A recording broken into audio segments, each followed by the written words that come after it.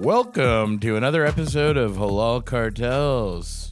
Yeah, man. Hopefully we will keep these going, all depending on how big a splash monkeypox makes. You know, it's way up in the trees live the Manchi cheese, and those Manchi cheese are coughing monkeypox on everybody all over the world. Mysterious new version 3 of the pandemic, Panda 3.0. Monkey time. Yeah. Just monkeying around here. Man, I know. And I was scrolling through. I was like, how does this spread? And the latest thing from Reuters was that it might be sexually transmitted monkeypox. 100%. So people are smashing with rashes. Yeah. And squirting pox. Well, so it is pustules. It's like chicken pox style. Yeah. But, dude, if your dick looks like it's wrapped in shipping bubbles, like, don't. Oh my God, that's disgusting and so true. Pause. Take a moment. Shipping bubbles. Ugh, gross. Because I was looking, I make that mistake sometimes of scrolling. Yeah, I'll look up a disease and then I'll check out the images. Of course. And it's, man, that just looks gruesome. It looks like chicken pox on steroids. Oh, yeah. I remember somebody that I knew had bed bugs and they got bit all over their body and they had a reaction where it was like monkeypox looking. Oh, my God. And I was like, never, ever talk to me again. And you were completely erased from my life. I'm bed bugs. You just have if you get it, you just have to leave New York. Basically. It's very much burn the bridges. Yeah. You have to leave. You have to burn all of your things. And they live in the walls. They live they're so hard to get rid of. Oh yeah. They can get into the screws of a table. So the screw threads, they can get in there. And they don't have to eat for like a year. So don't worry about that. Oh my. Don't worry about starving them. They're like, nah, fam. You don't need to order anything for me. I'm fine. I'm good. I'll just be here waiting for my chance. Yeah. And then they come out. They love body heat, right? So it's like that's why they snack on you when you're napping. Yep, that's right. So they hang carbon dioxide. Yeah, they'll just hang out in the screws and nooks and crannies of your furniture, and then while you're napping on your bed without a springboard or anything. Because your mattress is on the floor. That's right. They'll just crawl out of the futons and the tables and sneak onto you and snack. It's so disgusting. But somehow monkeypox is more disgusting. Yeah. I was taking a look at those pictures you're talking about, and they are not pretty. Brutal. I don't know what the incubation period is. So this is not an epidemiology podcast, but I am curious as to what the rate of infection is and like how quickly it shows up. And if it's dormant for a while, like if you get the monkeypox and you look normal for a week and a half. And all of a sudden you blow up. And you got time to go. I'm sorry, I fucked 7 people last week. Yeah. I need to call everyone. You're like, I'm sorry, it was 90 degrees. I had to go to Fort Tilden, I was fucking people in the water. Yeah. Poisoning the dolphins out there. Oh, no. That's monkeypoxing. When it hops from species to species. Yeah. Zoonosis. And that's man. Oh, you don't want to give monkeypox. That would be so sad if somebody with monkeypox went to SeaWorld and just get a dolphin up. Yeah. Well, there are river dolphins that are like very hardcore with like the weird sex vibes, and they're like weird freaks who try and fuck them. So I saw that in IG stories, but I haven't done more research on my own. Yeah, Jess Delfino, I don't know if you remember Jess. Sure, very funny. She had a whole song about this. She used to play at Funhouse, 10 years ago or whatever. And I was like, this is a very wild imagination on this person. Mm-hmm. And then I found out that it was just her reporting a truth. Well, dolphins throughout, I love watching nature documentaries. And I don't know about the river ones, but the ones in the ocean, they form little posses. Like all the boys will form a crew and then learn synchronized dance moves together. And it's very much like Fly Guys, like in Living Color. They'll all do in sync moves to dazzle individual like girl dolphins. And then they all have sex with her. So it's a communal activity. Yeah. And then another gang of dolphins, male dolphins, will show up to battle the other crew. So it's like a rock steady, like international breakdancing competition between different horny male dolphin crews That's for amazing. the access to the ladies. That's like if the West Side Story had straight actors in it. Yeah, it is. It is straight up. The animal kingdom is sharks and jets. Yeah. Horny sharks and jets. Wow, that's amazing. So back to monkeypox. This is what they're predicting. Like monkeypox has befallen the U.S.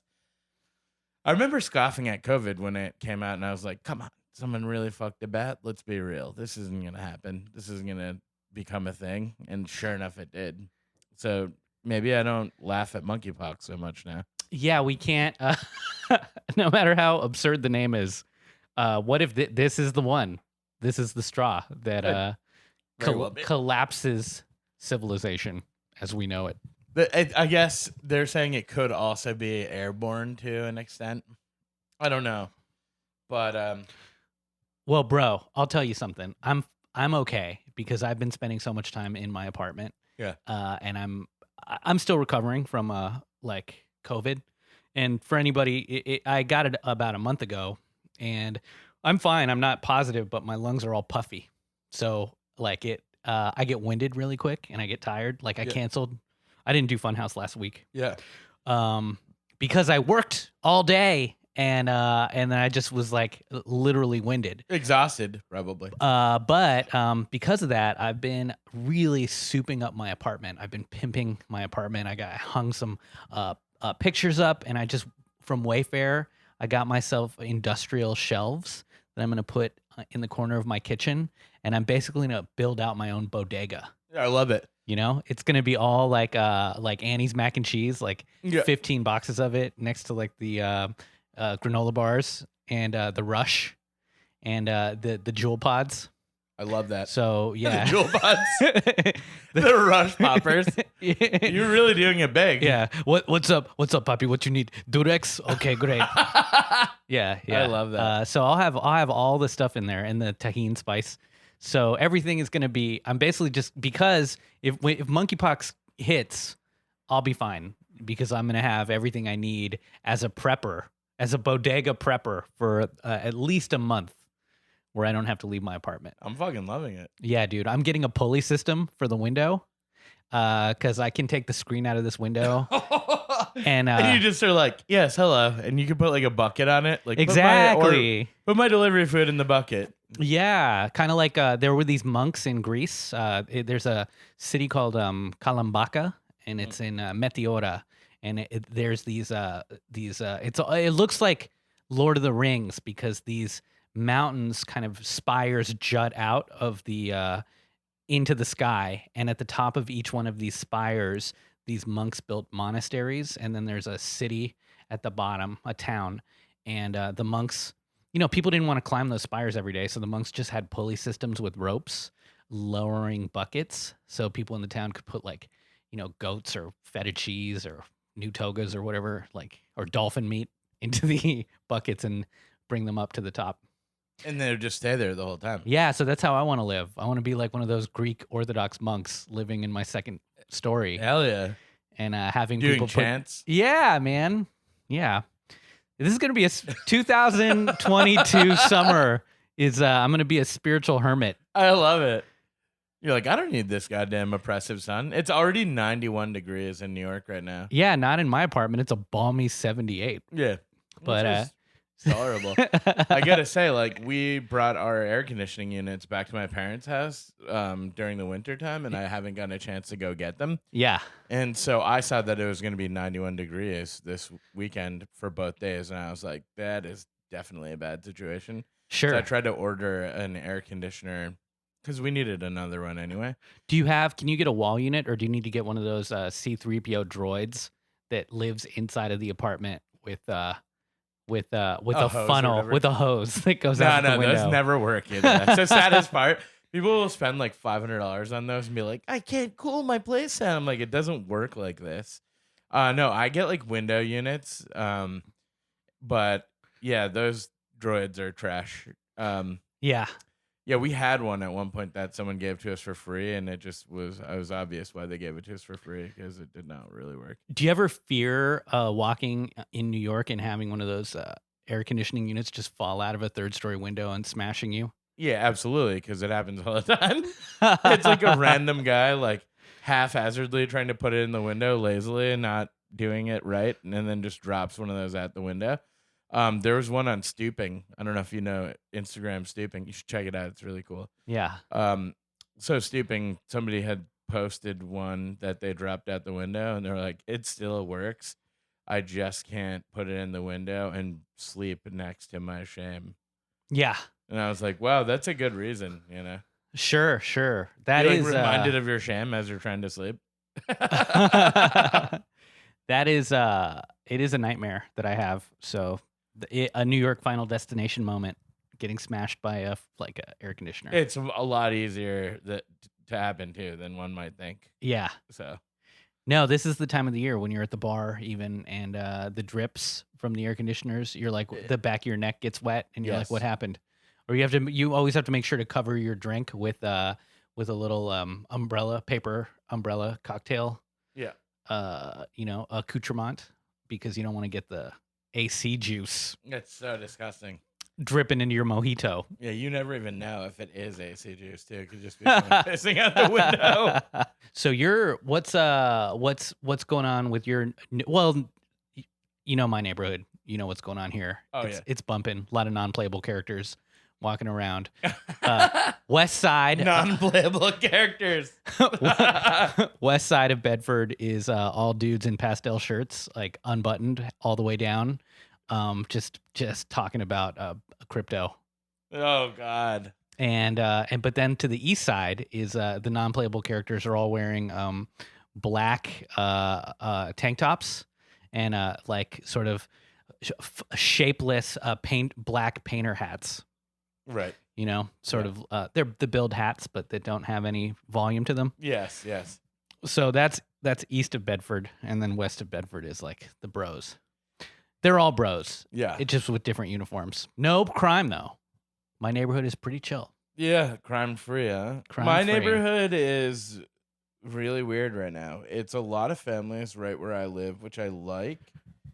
There is also an increased police presence because of Eric Adams, who is like a piece of shit.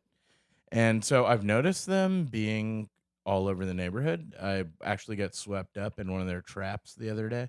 You got a dragnet?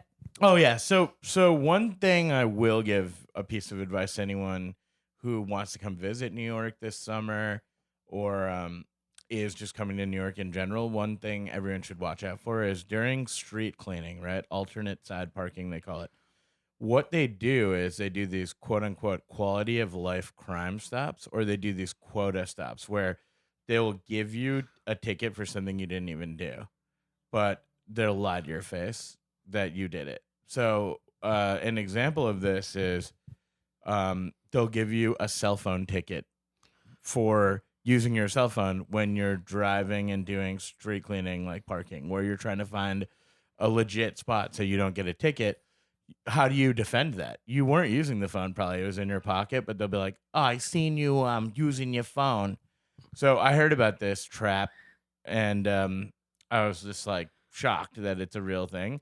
But it's a very hard thing for you to defend. It becomes your word against the cops, right? The other move they do is they hide out on the corner on foot, and they wait for cars to come to a stoplight or a stop sign. Then they jump out in front of the car and they put their hand up and they go stop. And then they look, and if you have your belt on, they tell you to keep going. If you don't have your belt on, they pull you over and go, "You don't have your belt on. It's a moving violation. It's a $250 ticket or something."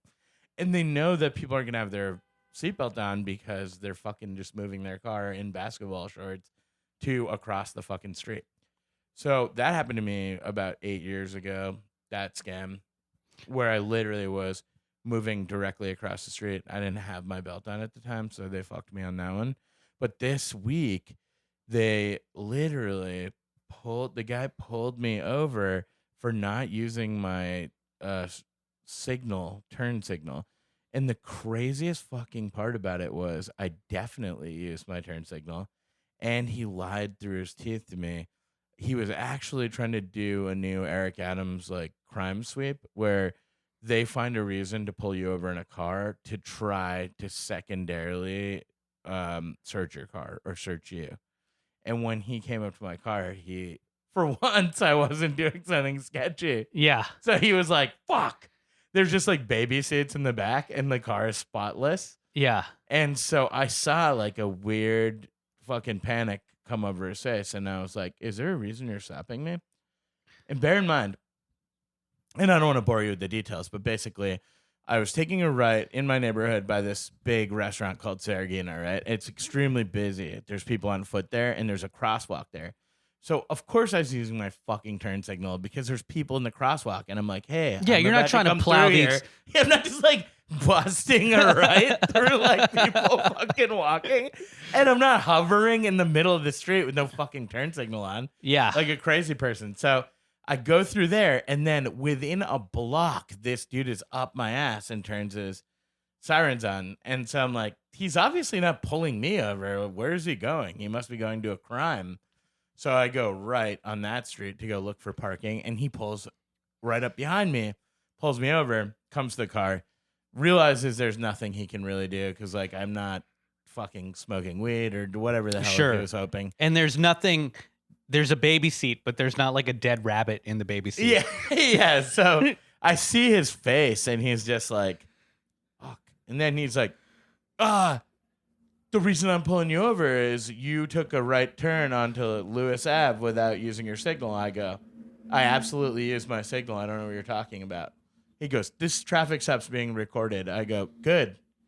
Because I'm recording it too. Yes. And then he goes, you got your license and registration. Is your registration valid? Is your insurance valid? I go, yeah, it is. Because he was horny for like an expired Reggie or like something. Yeah. To sink his teeth into. None of that. So he comes back and he gives me a ticket. Says you didn't use your light. I go, this is a moving violation. And he's like, yeah, it is. I go, okay, I'm sorry. I just need to ask you something. Where were you when you quote unquote observed this? And he's like, I was right there on foot. I go, how is it that you were on foot, but I only went a block and you were already behind me in your cruiser? That doesn't make sense. It's impossible for that to happen. You'd have to get in your cruiser, turn it on, go blow through the lights, and be behind other cars that pulled up behind me. It's a very busy intersection. And then he goes, I've been doing this 12 years. Yo, you're like Angela Lansbury in Murder, She Wrote. I honestly catching my man in a lie badly.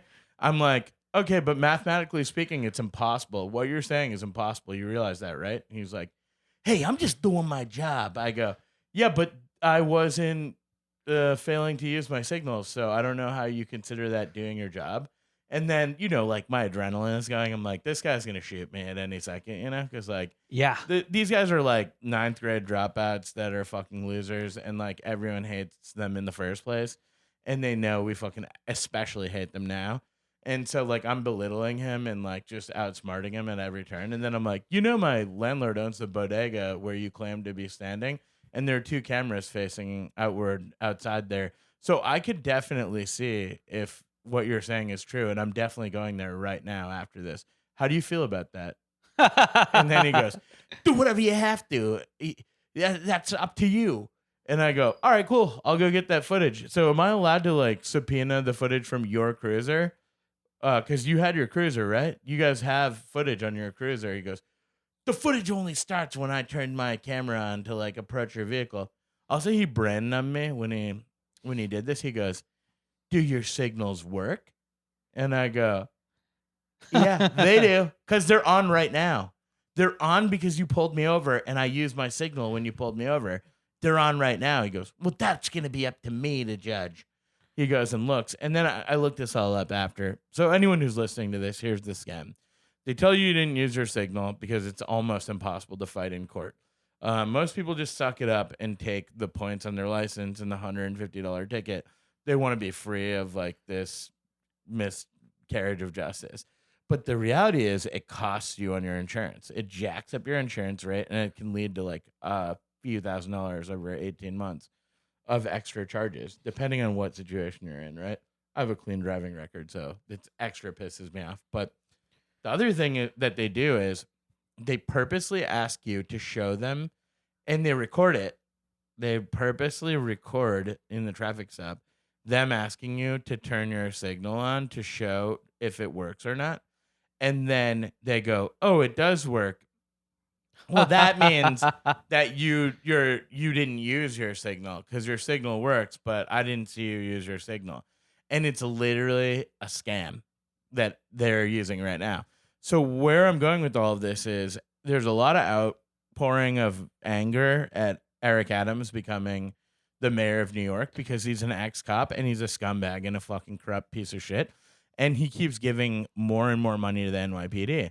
However, they are also trying to extort people in New York City for money and trying to show, hey, we're doing our job because you gave us an increased budget.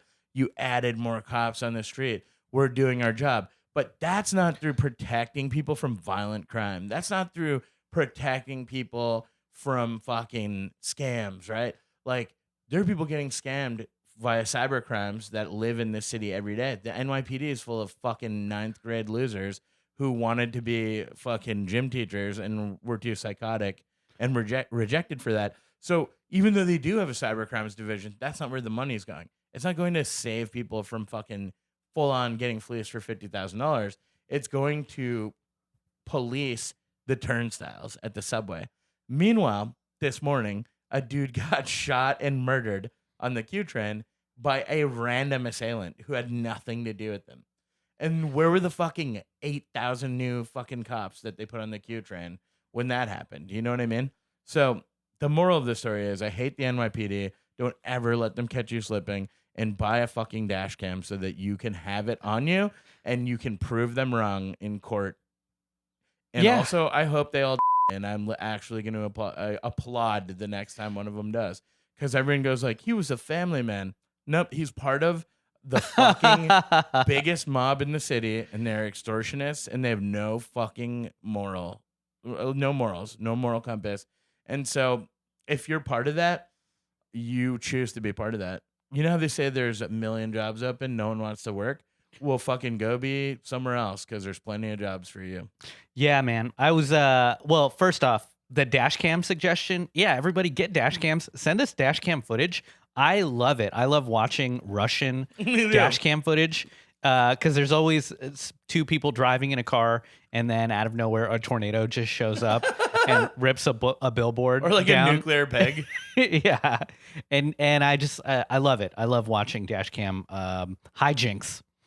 But what you brought up made me think about the TV show We Own the City. Yes. And I've been watching that on HBO. And yeah, for anybody that likes The Wire, this is like Wire 2.0. Yep. And it is a great continuation of the storyline. And it just made me think a lot about what happens, how corruption is incentivized within the police force. So it's not necessarily that even the people who take this job start off corrupt. It is the job that makes you a terrible person, because like what you're talking about right now is the cops have to justify the increase in budget, and to do that they need to show results. But the best way to show results is to create crimes to then solve. Right? Because they cannot solve the real crimes of violence. Yes. When it comes to violence, the police are basically just there to clean it up. Like they don't stop robberies or murders or anything. I mean, and how would they, right? Because if someone wants to take your shit, they're gonna take your fucking shit. Yeah. So crime is chaos. It's like random chaos, and then with and it's only the fallacy is that they protect you from violence, and really the only people that see that as true are poor people. Poor people think that not because poor people have to depend on cops to possibly police the streets, whereas wealthy people have private security. Exactly. They have their own shooters. They have their own armored cars. they live in neighborhoods where there's massive surveillance already from private enterprise. So rich people, they only call the cops when their yacht gets like graffitied or something. They don't call the cops because they're scared of a roving gang or Yeah, it's not even happening. It's Yeah. not even a thing. yeah. So cops really just protect rich people's property. Yeah. And then when it comes to this case of like they're juking the stats, which is from The Wire, right? Like they have to justify their existence. So they're Yeah. like, well, traffic stops went up 80% because we decided to stop everybody. That's what they're doing, you know? And We Own the City made me think about this a lot because in it, I'm not going to give too much away about it, but who cares about spoilers? The point is that they're all like basically the police have a mandate in Baltimore on the show to arrest anyone who's on the street in a like drug-free zone. So basically, every adult male black person is a suspect Right. when they're walking in public in these drug-free zones. And the whole point is they don't care whether they are guilty or not. The point is to roust them and put everybody in jail over the weekend so that the streets are clear, so that they can say that they've cleared the streets. Yep. And it's so interesting to me when we look at like Germany or Russia. Libertarians look at Germany or Russia and they talk about the police state there, and sort of malign, say that the ideology was evil, and somehow evil ideologies create authoritarian states. Whereas watching We Own the City makes me think, oh, this is probably how like the secret police in either Germany or Russia were operating. It was just dudes that needed stats Yeah. on a micro level, right? Yeah. They're like, oh, we just need to clear this. We need to clear the street. And therein lies like the most fucked up concept is these people don't see human beings that they're supposed to serve and protect as human beings. They don't even consider the ramifications of what they do. Like people are unable to pay for a surprise $400 expense, right? I'm talking about a necessity expense. Like their kid got sick. It costs $400 or whatever. They can't pay for that in this country. And then they are setting people up for thousands of dollars of fucked up ramifications by literally going, eeny, meeny, miny, mo. It's like, it's not that they did anything wrong. It's that every fifth car we're pulling over and giving them a bullshit charge. What if you had to get to work and you have a job where you have to punch in at a certain time every day at the exact same time, and you get pulled over and you're able to like advocate for yourself and get out of the ticket, but you're now 25 minutes late to work. Right. And they're like, okay, cool, man. It's non-negotiable though. You can be late 2 more times or 1 more time. And this happens to you again. Or you're on your last straw. You're done. Yeah. It's not just the 120 or the fine, but it could mess up your entire your career. Yeah, and your life at the moment and your family. And that's what looking at this guy, I knew he was lying through his fat buck teeth. And it made me so mad because I did picture myself like cracking his skull.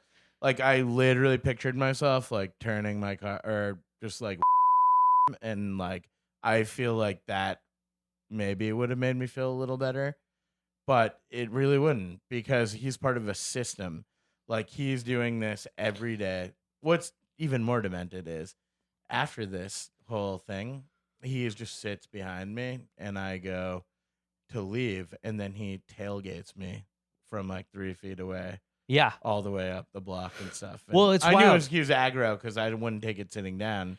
They have a quota and every month they have to reach their quota. Yeah. So if they're lazy all month, then on the last couple days, they're horny to get as many people in speed traps as possible or whatever they violations. Or just straight up give someone a bullshit violation. That's right. And they do this too, like with ticketing your car. Like I just don't park anywhere near hydrants because even if you're 20, 18 feet away from it, there's another scam where they go like, oh, you're within 15 feet of the hydrant. And they're assuming that you won't get a measuring tape and like prove it. Yeah. But I have one in my glove box. And so I'm like, oh, we want to party? You're And like, then little it's did you like- know I'm a tailor. I make giant suits. Yeah, I'm like, fuck these guys. But going back to what you were saying, like, The Wire was a lot about this. You know how in The Wire they would always threaten, like, we're going to indict this whole block. Yeah. Like, it was a threat, but it was like, this is against the Constitution. You cannot randomly stop and search people. That's fucking Gestapo shit. But it happens in the city. People lose sight of that. I think the othering of it only happens to people in like poorer neighborhoods or something. That's othering though. It's like, Yeah. do you want that to happen in your neighborhood? Everyone deserves to have constitutional rights. The thing that really enrages me is that there is no recourse. Like, I'm one man who's outraged that I was falsely given a ticket and had to deal with the violation of someone pulling me over and menacing me and shit. Like, there's part of that too. Is like, you never know. Like, when you get in a traffic stop in America, the likelihood is the cop is gonna try and assert some type of control and be violent to you or fucking threaten you. The reality is your constitutional right allows you to say, like, fuck you to a cop. But would you say fuck you to a cop? Because you never know, And like, so I wanted to. Maybe it would have given me some relief. But honestly, I just hope this guy dies of ass cancer or fucking. The better thing would be if he died of COVID and he was on like a ventilator and stuff. And then they sent like a fucking $1 million bill to his family.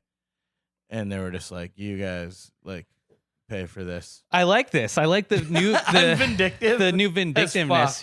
Yeah. Spite is great artistic fuel, by the way, everyone. Yeah. Good to know. Good I guess to know. my only I was so charged up with what do you call it? Fucking adrenaline. Yeah. That I was shaking for a day. And I didn't know what to do. I was lifting weights. I was doing all types of shit to try and dissipate this rage.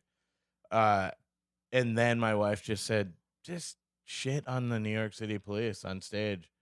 Get a really good bit going, rip them to shreds, and have everyone laugh about it. And now you've got even more people who hate the fucking cops here and know about this scam.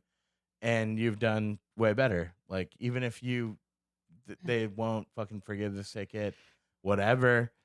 I've just put so many people on to that scam. Yeah. That hopefully I prevent someone else from fucking getting scammed. It's wild that Eric Adams is someone who says that like crime is going through the roof right now when he was a cop in like the 80s when there was legitimate crime in the city. And something about stats is, if there were no killings last year, right? Hypothetically, let's say there's like no killings and then one person gets killed, crime just went up 100%. Right. So when we think about stats, and the way that they're being used by the police, it is a huge lie. Yeah. Things are fine. Yep. New York is fine. Especially compared to other cities, man. Like, yeah, dude, we don't have there isn't tent cities like in Manhattan. yeah. You know what I mean? Yeah. And it's just such an inhospitable place for them. yeah, no. Otherwise, there would be. No, this city sucks right now, and it's not because of crime. It's because two Jamesons are $18. That's why it sucks. Exactly. Because the cost of living, it has gone up. There's nowhere you can really get a dollar slice, right? Slices are $5 wherever you go. Yeah. Even like two breasts, they were like, it used to be one. Because of the supply chain disturbance, it's $5. You're like, this isn't even real food. Yeah, dude. Your lamb gyros. Oh, by the way, the best place to eat a lamb gyro, a halal cart one, is like over a garbage can. Not because it's garbage, but because you don't make any mess that way. Yeah, exactly. And that's how I like to eat them. Yeah, I eat them in Union Square right over garbage cans. So delicious. But man, they've gone from $5 to $7. Dude, you can't get a hot dog anywhere in this city for $1 anymore. That's really the crime wave in this city, or the rising prices of basic goods, of glizzies. Glizzies. It kills me because I didn't know what a glizzy was, and then I was tuned into it being a hot dog. Yeah. And there's a rapper named Shy Glizzy. Dude, my rap name would be Frank Glizzy. Yes. Frank Hot Dog. I love it. There's a rapper named Pooh Shiesty. I'm like, dude, I was like, your rap name is indicative of you blowing up a Taco Bell bathroom. It's not scary. I know, in the most shady way possible. Yeah. What's your name? Ninja Shits. Yeah. So funny. Yeah, man. I think it's great because it just shows how easy it is to make a police force corrupt. And when we I just kept thinking about, the cartels in Mexico and how, it was former law enforcement and former special forces that became the Zetas, and and often I think in the US, we look at other countries and we go, oh, their cops are so corrupt. And it's like all of the same mechanisms that make corruption easy abroad exist here. We have the dehumanization of entire swaths of the population, right? So if you're black or brown, you are not seen as a human by law enforcement or by the real estate class, and then also the cops aren't paid enough, and they are not to say we should pay them more, but it is a job where the incentive is there to steal from your fellow man, to become you're a tax collector with a gun. And anybody who's doing anything that is seen as that's been criminalized is someone that you can tax. And that's what it really is. It's just about revenue. It's dehumanizing people and extortion. It's people don't like the mob. People don't like the 5 families or whatever. Well, the cops are way the fuck worse. Yeah. They are their own family. Next time you hate on Polly Walnuts on The Sopranos, just think about cops. Not only do they extort regular people every day, they go home and beat their wives after, because apparently that's not enough for them. So. I think it's a 90% divorce rate for cops. Good. Who the fuck wants to be married to one? But if you were a lady cop, yeah, it is a 99% divorce rate unless you're married to another cop. Wow, really? Yeah. No I don't wonder. understand why people breed with cops. Yeah, why? It's Make not like a snitch kid, half snitch. Yuck. Yeah, it's not going to be good. It's not gonna be. Yeah, you're just really hoping my kid's not a piece of shit. It's you stuck your dick in this nightmare. You're making little piglets if you breed with a cop. You literally are. Don't do it. You literally are. Don't do it. If you want to have a bad home life, fuck a cop. Yeah, dude. I've watched The Wire. We all like McNulty, but come on. Yeah. I mean, you like the characters, but you see how they act. Yeah. He has an unhappy home life, too. Yeah. Yeah, that's the best part is really liking a cop character in a show is, to me, a mindfuck, because they're part of the system I don't believe in, and they know that their comrades are doing exploitative and extortion shit to people, and they don't stop them. I want to go up to a cop and be like, hey, did you know that all these other cops that you work with are fucking screwing over people who are barely getting by right now and lying through their teeth? And they're like, yeah, I know that, but that's not me, so that's all good. Yeah. It's like being a Nazi. You're like, oh, fucking. If there's you only need one guy on the Nazi police force that believes in the tenets of National Socialism. If everyone else on the police force is like, we're cool with that guy, you all are Nazis. Yeah, exactly. And there are plenty of fucking Nazi cops, believe me. I mean, I don't know if you remember this, but when we started Halal Cartels, there was an article about how they were supposed to look into white supremacy in the FBI, in the police force, in the, forces, if you will. And what happened to that? It's oh, yeah, we've got our best men on it right now doing all the research. They're not doing that. No, dude. No. Well, they're I'm just going to say they're Nazis because they give white shooters hamburgers after they're done every time with their murder sprees. Do you like Sprite? I don't know if they have Sprite, but I'll go out of my way to look. Yeah, you look dehydrated. Are you parched? Do you have a hard time in there? Did you have a bad day? Always making it out alive, getting a nice Burger King meal, and then just, they're good people on both sides rhetoric. I saw somebody on Twitter trying to humanize this adult terrorist in Buffalo. Yeah. And they were like, he complained he had a toothache, and he talked about it on like Discord for a year leading up to this.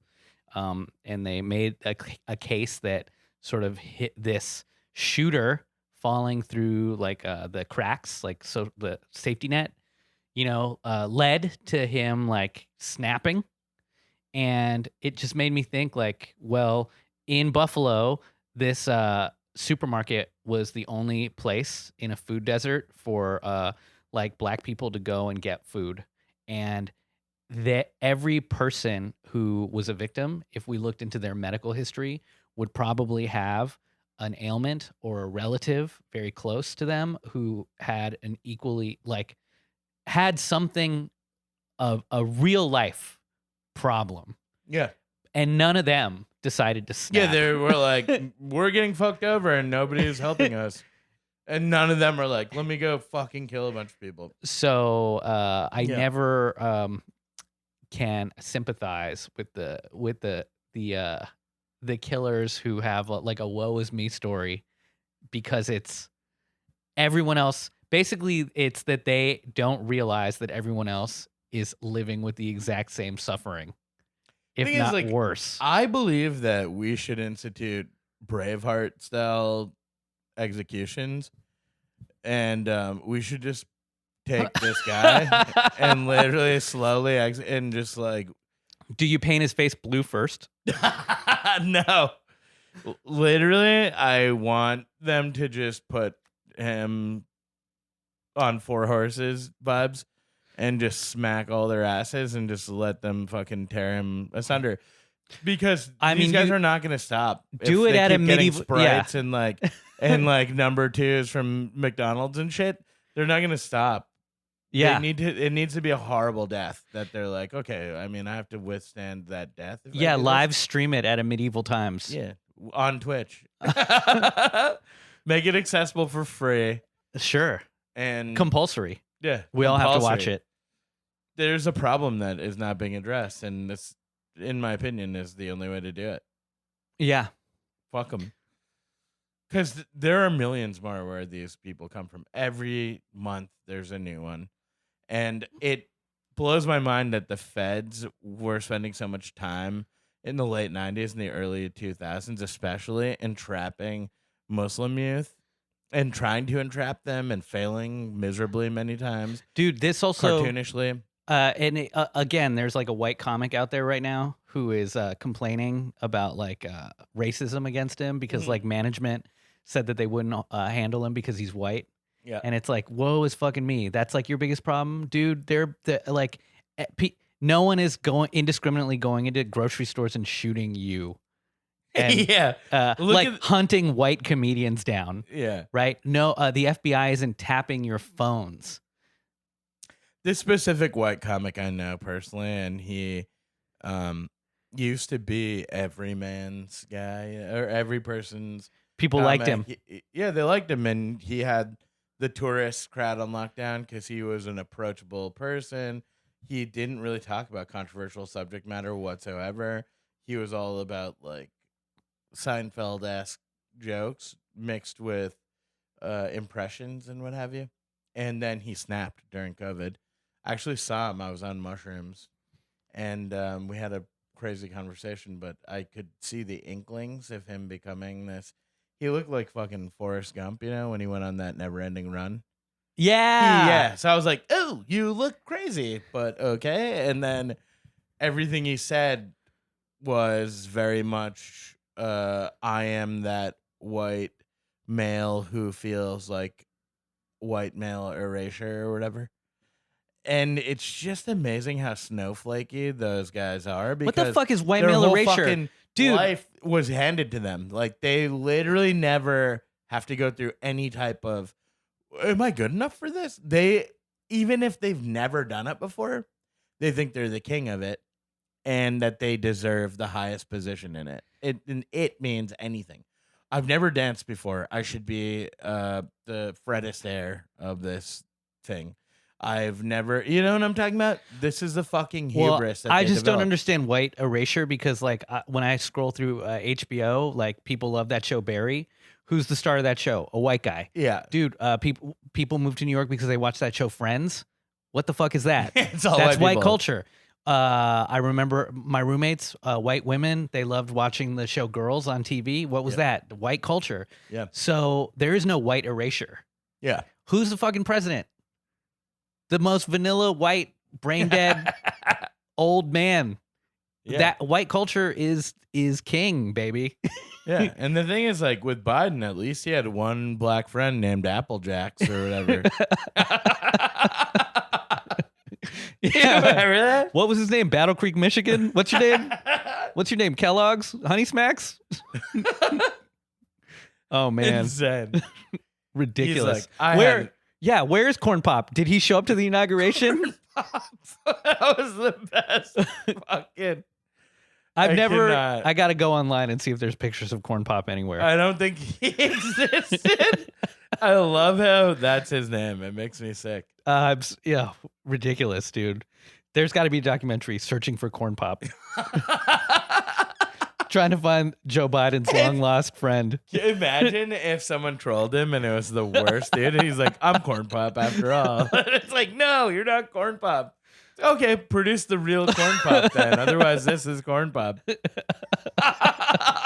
Prove it's not. Yeah, prove it's not. I think this is the real Corn Pop. Turn on your turn signal. Let's see if it works. What was the frog from Applejacks? I think it was the honey smack frog. Honey Smack? Yeah. He's like, my friend Honey Smacks. You're like, dude, you're hallucinating. You literally talking about a cereal that no longer exists because I'm sure that it was poison. Yes. It literally got recalled. He's like, my friend, Black Frog from Applejacks. Oh. I'm dead. Yeah, there's no white erasure. Yeah, dude. So it's just tough to hear people complain that they're not getting breaks in the entertainment industry. Yeah, because it means it's becoming more inclusive for other people, and that's what's sickening to them. They're like, it's not just a white show anymore. Yeah. That's what they're saying when they say that. And to hear somebody complain about being a victim when they have like 100,000 followers online, or they are they have a platform. It's people with platforms that are the ones that are acting like the most aggrieved. Number one, what this person is saying right now, I'm almost 90% sure it's not even true. And it's a really clever move, because what talent agency is going to involve themselves in this conversation, be like, he's lying. You know what I'm saying? So this is like those comedians who do fake anecdotes. Do you know what I'm talking about? There are people who go on Facebook and write wacky fake. The other day I told this story on stage, and a lady came up to me afterwards and said, yes, that. And you know they didn't. Yeah. And you know that's not what happened. And this is the exact same concept, but this person, exactly what you just said, triggered where I'm going with this. So this person, when they began to be radicalized, I thought it was kind of humorous because I'm a brown person and they were complaining to me about how they don't have opportunities anymore because they're white. And so I thought that was fucking hilarious. Where like the day he tells you that, you get a letter in the mail that's like from the DOD being like, sorry that we tapped your phones for 16 years, but the case is now over, so we can tell you about like the fact that we thought that you were aiding and abetting terrorists. Yeah, and I'm like, this is my opportunity. Do you want these opportunities? Yeah. And I almost got a one-way ticket to Guantanamo. So how about that? Literally. And so then there's also him who was doing this. And when he did it, I remember going home because my wife picked me up from the park right after this happened. And I told her, first things first in the car. Actually, Daniel Simonson was with me when this happened. Yeah. So we get in the car and I go, so-and-so, I don't even want to give him That's any wild shine. that he didn't say like, and you know who's taking all of our opportunities? Immigrants. Northern European immigrants. Case in point. Yeah. The whitest Viking immigrants coming here and taking our... Yeah. No, so one me and Daniel... Valhalla's rising over here is stealing all of my spots. Dude, we were literally on mushrooms, and this guy shows up looking like... Me and Daniel tripping on mushrooms, talking about the meaning of life. This dude shows up looking like Forrest Gump when he went on his never-ending run. It's absolutely insane. And then finally we go and get in the car, with my wife who picked us up. We're still both tripping, and I go, so and so, the guy who we run into. Yeah. I'm not gonna say for obvious reasons. I think he really fell off the fucking deep end during COVID. He's saying some crazy shit. Then, the next few months, I witness a new story arc, a villainous story arc. It's playing into ever so slowly, gradually building this narrative of I'm not this, I'm not that. I can't believe this. No. A guy who is full blown acceptable to anyone of any age, size, weight, color, whatever, was just a funny guy. Extremely talented. Likeable. Professional. Yeah. You want to know what he told me, though, in his rant? I've done it all, like, by the book. I've tried to be, inclusive. Yeah. It's got me nowhere. Now they're telling me just because I'm white, I'm not in consideration anymore. It's time for other people. Well, how dare they? So he becomes radicalized, but then he uses it to build a fan base. Right. So he couldn't build a fan base by being an acceptable person. What does he do? Does the flip side of the equation. So, there are people out there that any attention to them is good attention. So be a piece of shit. If you don't have a moral compass or you don't respect yourself, you be a piece of shit and say shit things for the sake of provocation. You can lose yourself in that too, but you do it for one thing. And one thing is for sure, you do it because your numbers are increasing. And so this person now it's incentivized, just like the cops being corrupt. Exactly. Yeah. So, follow the money, baby. And the love. Why do people do shitty things? Because they're getting something out of it. Either their boss isn't on their ass because they're not writing enough tickets and they're a cop, or they're actually getting like shitty hick following from people that hate wearing masks on airplanes. Mm-hmm. Which is fine. I mean, I also don't want to wear a mask on an airplane, but I'm not trying to get monkeypox. Yeah, I know. That's going to be amazing. Everyone coming home from Florida or whatever. Yeah. Spring break vibes next year, just covered in monkeypox. Yeah, man. And I don't care. Honestly, I don't care what happens to the world anymore. But I also know that it sucks to get sick, and it is long term. So that's something for people to think about. Well, so when you say that, also, I was one person who had long COVID for a few months after I got COVID. And they didn't even know about long COVID yet because it had just popped off. And I was one of those people. So were you taking edibles during that whole time? Or all types of shit, yeah. Yeah. So edibles, yes. Because lung-wise. Lung-wise, I was horrible, Gabe. I didn't really talk about it. Yeah. And I'll tell you honestly why.